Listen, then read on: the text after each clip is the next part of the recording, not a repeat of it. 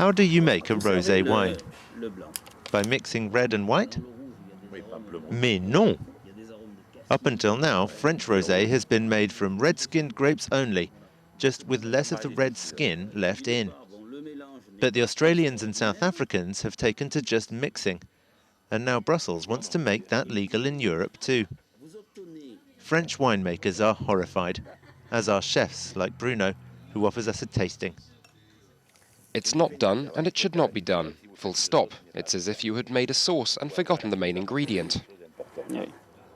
France is the world's #1 producer of rosé, a wine whose popularity is on the increase.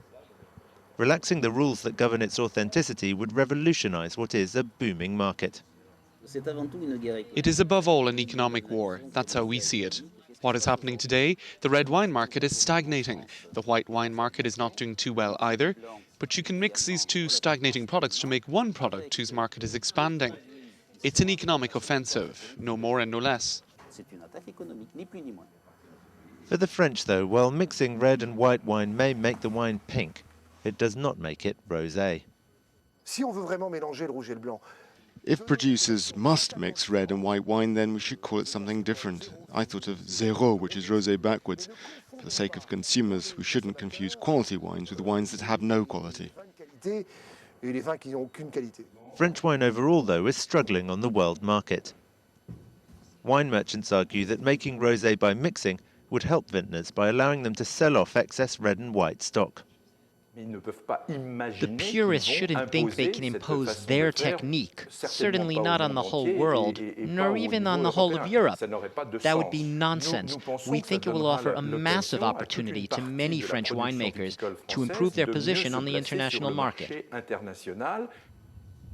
It's on these hills in Provence that rosé wine was born. At Château Sainte Marguerite, they've been making rosé for generations. Guillaume Fayard is bottling last year's vintage. His is one of only a select few rosés to be officially classified as a fine wine, a Grand Cru. For years, we've been fighting to have rosé recognized as a separate form of wine. So today, I think it would be a backward step to tell people that actually, rosé isn't a wine, but just a color. France's vintners are afraid that the European initiative will devalue their work.